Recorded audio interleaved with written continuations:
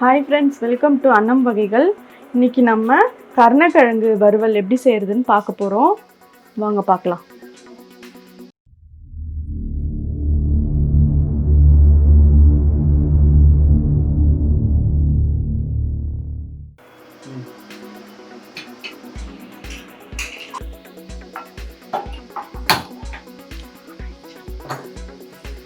கடாய் வச்சுட்டு நல்லா கடாய் சூடு ஏறட்டும்.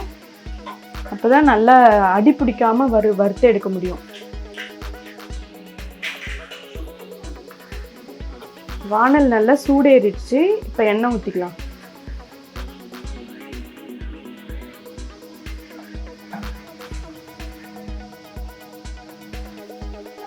எண்ணெய் நல்லா காஞ்சிருச்சு. இப்போ கடுகு போடலாம்.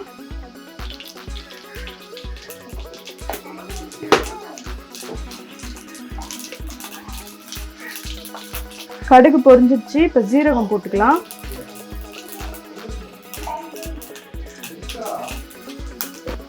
மஞ்சத்தூள்,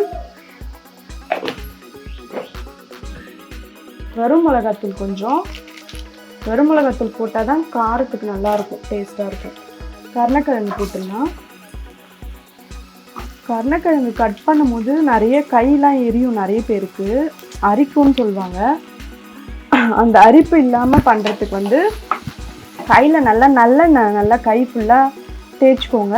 தேய்ச்சிட்டு கருணக்கிழங்கு கட் பண்ணுங்கள். அப்போ அரிப்பு இருக்காது கையெல்லாம்.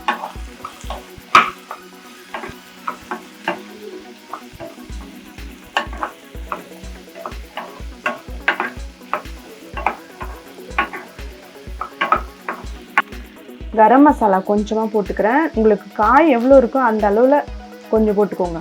நிறைய இருந்தால் 1 ஸ்பூன் போடுங்க. கம்மியாக பண்ணிங்கன்னா ஒரு 1/4 ஸ்பூன் போட்டுக்கோங்க. சால்ட் ஒரு 1/2 ஸ்பூன் போட்டிருக்கேன். நல்லா இதை பரட்டிக்கிட்டே இருங்க. கருவேப்பிலை போட்டிருக்கேன். இப்போது இதை நல்லா பரட்டி விடுங்க. இது ரொம்ப சிம்பிள் டிஷ்ஷு தான். காலைல ஸ்கூலுக்கு டைம் ஆயிடுச்சுன்னா இல்லை எதுனா அர்ஜென்ட்டாக செய்யணுன்னா இது மாதிரி வாங்கி கடகடன்னு செஞ்சிடலாம்.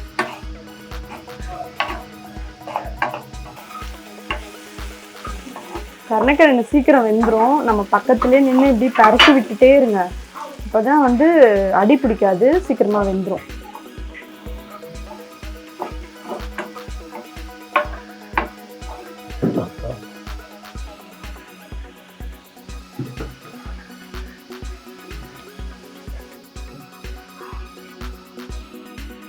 கருணக்கிழங்கு ரெடி ஆயிடுச்சு, நல்லா வெந்துருச்சு. இப்போ நம்ம கொஞ்சமாக புளி தண்ணி தெளிச்சிக்கலாம். புளி தண்ணி ஏன் தெளிக்கிறோன்னா நாக்கு அரிக்கிற மாதிரி இருக்கும் ஒரு சில கருணக்கிழங்கு. புது கருணையாக இருந்தால் அரிக்கும் கண்டிப்பாக. பழைய கருணையாக இருந்தால் அது கொஞ்சம் இதுவாக இருக்கும், அரிக்காது, நார்மலாக இருக்கும். அந்த அரிக்காமல் இருக்கிறதுக்கு தான் அந்த புளி தண்ணி லைட்டாக சேர்த்துக்கிறோம்.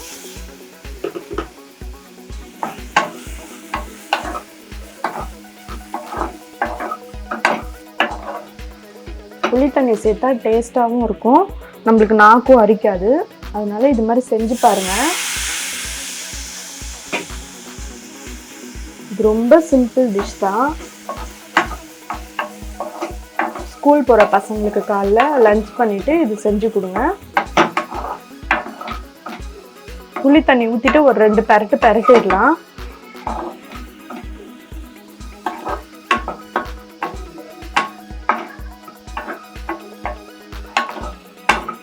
பரட்டிட்டு ஆஃப் பண்ணிடலாம்.